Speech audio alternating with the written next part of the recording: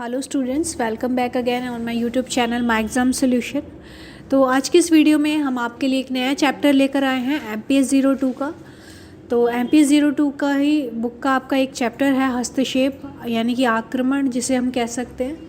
तो इसके बारे में यहाँ पे बताया गया है। और हस्तक्षेप जो आपका चैप्टर है इसमें काफ़ी लेंदी तरीके से आपके जो है काफ़ी पॉइंट्स यहाँ पे ऐड हैं। तो वही आपका इग्नू का जो है सारा आपका कंटेंट लेकर मैंने यहाँ पे दूसरा जो है एक मतलब आपको दूसरे तरीके से जो है ये चैप्टर आपको समझाने की यहाँ पे कोशिश की गई है। हस्तक्षेप आक्रमण के बारे में हम जानेंगे, उसमें क्या क्या चीज़ें आपको जाननी चाहिए या कौन कौन सी चीज़ों पे आपके जो है क्वेश्चन बनते हैं, उसको मैंने यहाँ पे लेकर आपका पूरा ये लेक्चर वीडियो बनाया है। तो आपको मैं बता दूँ कि जो भी MA के स्टूडेंट्स हैं उनके लिए ये काफ़ी इंपॉर्टेंट रहेगा। और आपके जो भी मास्टर्स ऑफ पॉलिटिकल साइंस के जितने भी सब्जेक्ट्स हैं, जितने भी आपके मतलब जो भी लेक्चर्स हैं और जो भी चैप्टर्स हैं, उन सभी का वीडियो हम अपने चैनल पर डालते रहेंगे माय एग्ज़ाम सॉल्यूशन पे। तो अगर आप हमारे साथ जुड़े रहते हैं तो आपके जो है सारे ही चैप्टर्स यहाँ पे कवर होते रहेंगे और आपको पता चलता रहेगा कि आपको कौन से इंपॉर्टेंट क्वेश्चंस जो हैं इसमें ऐड करने हैं और मतलब कौन से क्वेश्चंस की आपको तैयारी करनी है हर चैप्टर से, ये भी आपको पता चलता रहेगा यहाँ पे। तो चलिए शुरू करते हैं वीडियो को, जानते हैं हस्तक्षेप क्या होता है। तो हस्तक्षेप को हम आक्रमण भी कहते हैं। जब कोई देश किसी देश पे कोई आक्रमण करता है, किसी मतलब मान लीजिए किसी देश को किसी ने जो है उस देश के लोगों को हानि पहुंचाने की कोशिश करी है, तो उसे हम कहते हैं आक्रमण करना, बलपूर्वक जो है अपने बल का प्रयोग करके किसी देश को दबाना, तो इसे कहते हैं आक्रमण या किसी दूसरे देश में हस्तक्षेप करना। तो यहाँ पे दूसरे देश के आंतरिक मामलों में बलपूर्वक दखल देना हस्तक्षेप है। जब भी किसी दूसरे देश के जो है अंतर्गत कोई भी जो है बल का प्रयोग होता है किसी दूसरे देश द्वारा, तो उसे हम कहते हैं हस्तक्षेप करना। और ये किसी दूसरे देश के आंतरिक मामलों में बलपूर्वक हस्तक्षेप होता है। तो यहाँ पे बताया गया है कि राष्ट्र को हस्तक्षेप करने का अधिकार है। मतलब हर राष्ट्र जो है हस्तक्षेप कर सकता है, आक्रमण कर सकता है, पर कौन सी स्थिति में? जब कभी अपने देश की शांति और सुरक्षा पर उसे खतरा महसूस हो। यानी कि ऐसा ही नहीं कि वो किसी भी जो है उसे अगर अधिकार है हस्तक्षेप करने का तो वो कभी भी कर सकता है, किसी भी देश को नुकसान पहुंचा सकता है। यहाँ पर कोई देश हस्तक्षेप तभी कर सकता है जब उसे उस देश से अपने जो है सुरक्षा पर खतरा महसूस होए या उसे अपनी शांति पर जो है खतरा महसूस होए, उसे लगे कि जब ये देश जो है मेरे ऊपर जो है हमला करने वाला है या मेरे लिए साजिश कर रहा है, तब वो हस्तक्षेप कर सकता है, आक्रमण कर सकता है। उसके अलावा वो किसी भी स्थिति में किसी देश को नुकसान पहुंचाने के लिए या अपने कब्जे में करने के लिए जो है उसे हस्तक्षेप नहीं कर सकता। तो सभी राष्ट्रों ने किसी न किसी कमज़ोर राष्ट्र पर हमला किया है। यानी कि हम जो है सभी राष्ट्रों के बारे में हमने देखा है कि जो है आए दिन हम जो है ऐसी जो है घटनाएं भी सुनते हैं कि हर राष्ट्र जो है किसी ने किसी पर कब्जा कर लिया या आक्रमण कर दिया। तो ये घटनाएं जो है हर देशों द्वारा ही जो है करी गई हैं। अब ये हस्तक्षेप अवधारणा जो थी, हस्तक्षेप जो नाम आया, ये कहाँ से आया, मतलब इसकी उत्पत्ति कैसे हुई? तो जब ये आक्रमण के जितने भी मतलब घटनाएं थी ये सब बढ़ने लगी, उसके बाद से ये जो है इसको मतलब एक टाइटल के रूप में देखा गया हस्तक्षेप को। यहाँ पे 1870 और 1830 यहाँ पे राज्य हस्तक्षेप के भारी उल्लंघन की घटनाएं बढ़ने लगी, जिसके कारण ये शीर्षक लोकप्रिय हुआ। तो 1870 और 30 में क्या हुआ था, काफ़ी ऐसी अवधारणाएं यानी कि काफ़ी ऐसी घटनाएं जो है यहाँ पे बढ़ने लगी थी, जिसकी वजह से ये अवधारणा बनी कि एक आक्रमण जो है हमें उससे लड़ना है, आक्रमण के खिलाफ जो है किसी देश पे आक्रमण करना है या उसके खिलाफ जो है आवाज़ उठानी है। तो हर देश जो है इसके लिए तैयारी करने लगा, हर देश जो है अपने सैन्य शक्ति बढ़ाने लगा। और ये सब कब हुआ? 1870 और 1830 में। तो हस्तक्षेप की अवधारणा यहाँ से शुरू होती है 1870-30 से। और एक विचारक थे, एक लेखक थे E.D. कैटल और स्विस जूरिस्ट, और इनकी एक बुक थी, यहाँ पे बुक का नाम भी मैंने लिखा हुआ है। तो इनकी ड्रॉइड डस चेंस जो बुक थी, इसमें इन्होंने हस्तक्षेप के बारे में लिखा था कि हस्तक्षेप जो है हमें किस स्थिति में करना चाहिए। तो E.D. कैटल बताते हैं कि प्रत्येक राष्ट्रीय या विदेशी शक्ति को मैत्रीपूर्ण सहायता के अलावा राज्य में हस्तक्षेप करने का अधिकार तब तक नहीं है जब तक इसका कोई उचित कारण ना हो। यानी कि राज्य जो है किस स्थिति में जो है हस्तक्षेप कर सकता है। एक तो या तो उसे किसी राज्य को से मैत्रीपूर्ण संबंध बनाने हो, यानी किसी राज्य की रक्षा करनी हो, या फिर किसी देश से अगर उस पर हमला होने वाला है तो हम किसी देश को जो है आर्थिक सहायता दे सकते हैं। तो इस तरह से जो है हम हस्तक्षेप कर सकते हैं उस देश में। और दूसरी स्थिति यहाँ पे एक ये निकल कर आती है कि दूसरा देश जब हस्तक्षेप कर सकता है जब उसे कोई उचित कारण, यानी उचित कारण का यहाँ पे मतलब है अगर उसे कोई ऐसा लग रहा है कि उस पर हमला किया जा रहा है या उसकी जनता को नुकसान पहुँचाया जा रहा है, तब वो उस पर हस्तक्षेप कर सकता है, यानी कि तब जो है वो उस पर आक्रमण कर सकता है। तो इन दो स्थितियों में ईडी कैटल बताते हैं, इन दो स्थितियों में ही जो है कोई राज्य किसी देश पर हस्तक्षेप कर सकता है। तो यहाँ से जो है हस्तक्षेप की अवधारणा की उत्पत्ति हुई थी। 1870 में जो है ये घटनाएं बढ़ने लगी थी। फिर ईडी कैटल और स्विस जूरिस्ट ने जो है इसके बारे में बताया था कि हस्तक्षेप जो है अब राज्य क्या करेंगे, सिर्फ दो स्थिति में करेंगे, या तो उन्हें किसी देश की मदद करनी हो और या फिर जो है उन्हें उनका कोई उचित कारण हो हस्तक्षेप करने का, आक्रमण करने का।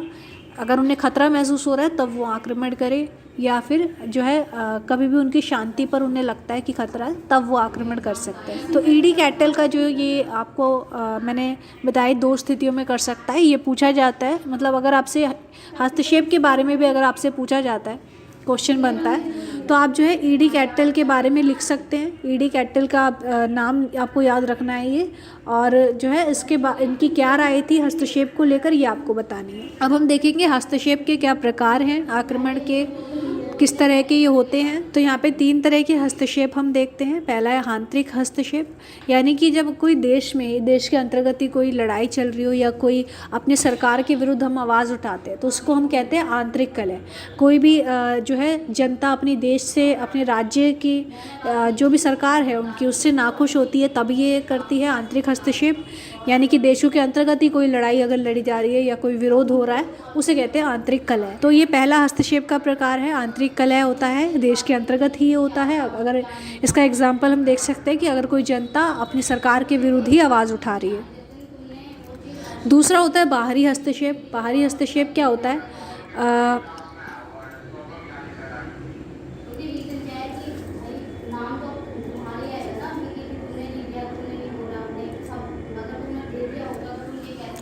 तो बाहरी हस्तक्षेप क्या होता है, राज्य के बीच युद्ध का समझौता करना और युद्ध सुधारना। यानी कि अगर कोई किसी दूसरे देश से हमें खतरा है, जैसे मैंने आपको बताया बाहरी युद्ध जो चलते हैं देशों के बीच, दो देशों के बीच अंतर्राष्ट्रीय स्तर पर, तो अगर हम उससे जो है समझौता करना चाहते हैं या उसमें संबंध सुधारना चाहते हैं उसे कहते हैं बाहरी हस्तक्षेप करना। या फिर अब उस देश से हम युद्ध करना चाहते हैं उसे हम कहते हैं बाहरी हस्तक्षेप। इसके बाद है दंडात्मक उपाय। ये एक राज्य द्वारा दूसरे पर संधि का पालन करने या गैर कानूनी कार्यों को दूर करने के लिए अपनाया जाता है। तो दंडात्मक उपाय क्यों अपनाया जाता है, ये जो है एक, अगर कोई देश हमारे देश में जो है गैर कानूनी कार्य हमारे देश में हो रहे हैं उसके लिए ये नीति बनाता है, उसे अपनाता है, उसे कहते हैं दंडात्मक उपाय। तो यहाँ पे हमने हस्तक्षेप के 3 प्रकार देख लिए, आंतरिक हस्तक्षेप, बाहरी हस्तक्षेप, और जब किसी देश का कोई हमें लग रहा हो कि गैर कानूनी कार्य हो रहे हैं और उसके लिए जो नीति अपनाई जाती है उसे हम कहते हैं दंडात्मक उपाय। तो ये थे हस्तक्षेप के प्रकार। इस पे क्वेश्चन अगर बनता है आपको ये तीनों पॉइंट्स याद रखने हैं और इसको आप थोड़ा एक्सप्लेन कर देंगे तो आपका काफ़ी अच्छा क्वेश्चन यहाँ पे बन जाता है। इसके अलावा मानवतावादी हस्तक्षेप, इसमें जो है आपके चैप्टर में पूछा गया था, इम्पॉर्टेंट है ये भी।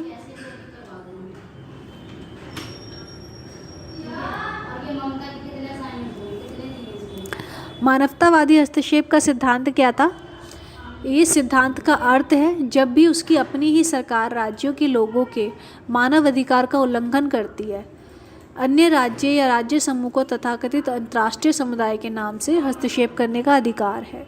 यानी कि कोई भी राज्य की सरकार अगर अपनी जनता पर हमला कर रही है, यानी अपनी जनता को जो है नाखुश है उसकी जनता उससे, या उसके जो है कानूनों को, अधिकारों को वो पूरा नहीं कर पा रही है अगर सरकार, तो दूसरे राज्य यहाँ पे क्या कर सकता है, उसमें हस्तक्षेप कर सकता है और जो है वहाँ के समुदायों के लिए जो है अधिकार दिलवा सकता है। तो ये है मानवतावादी हस्तक्षेप। अगर कोई किसी मानवतावादी, यानी कि नाम से जैसे पता चल रहा है, मानव की रक्षा के लिए, किसी मानवतावादी अपने अंदर विचार के लिए हम जो है किसी की मदद करना चाह रहे हैं मानव की, तो जो है मानवतावादी हस्तक्षेप ये कहलाता है, और कोई राज्य ये कर सकता है।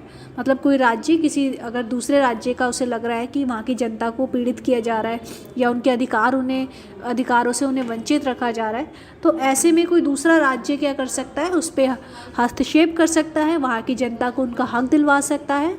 इसे कहते हैं मानवतावादी हस्तक्षेप। इस प्रकार उस राज्य के विरुद्ध जिस पर हस्तक्षेप किया गया था उसकी प्रभुसत्ता अस्थायी रूप से बदल दी जाती है। और यहाँ पे क्या कर दिया जाता है, जब राज्य हस्तक्षेप करता है तो वहाँ की जो भी सरकार है जिससे वो नाखुश है, वो जनता, उसको यहाँ पे बदल दिया जाता है अस्थायी रूप से। तो ये होता है मानवतावादी हस्तक्षेप। क्यों किया जाता है? ये वहाँ की जनता को बचाने के लिए, वहाँ की जनता को उनके अधिकार दिलाने के लिए। और इसका अंत कैसे होता है, वहाँ की सरकार जो है उसको हटा दिया जाता है उसका विरोध करके। तो ये था मानवतावादी हस्तक्षेप। ये आपको समझ में आ गया होगा अच्छे से। और हस्तक्षेप के प्रकार हमने देखे, हस्तक्षेप की अवधारणा की उत्पत्ति कैसे हुई ये मैंने आपको बता दिया। और हस्तक्षेप क्या था, ये जो है सारे पॉइंट्स मैंने आपको आज की इस लेक्चर वीडियो में बताए हैं।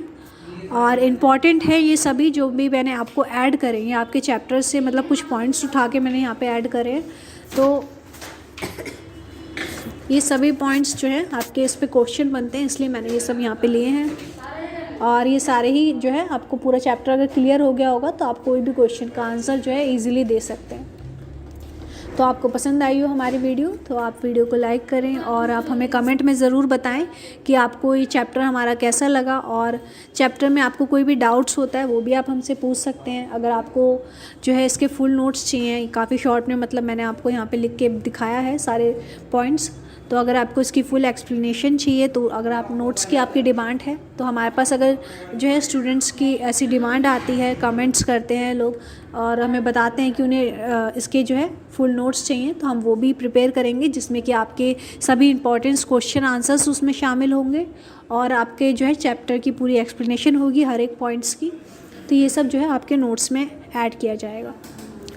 तो स्टूडेंट्स, हमें नेक्स्ट वीडियो आपको कौन से चैप्टर पे चाहिए, या फिर पॉलिटिकल साइंस का कुछ भी आपका कोई और टॉपिक हो उस पर अगर आपको चाहिए तो आप हमें बता सकते हैं कमेंट करके। तो thank you so much students video को एंड तक देखने के लिए।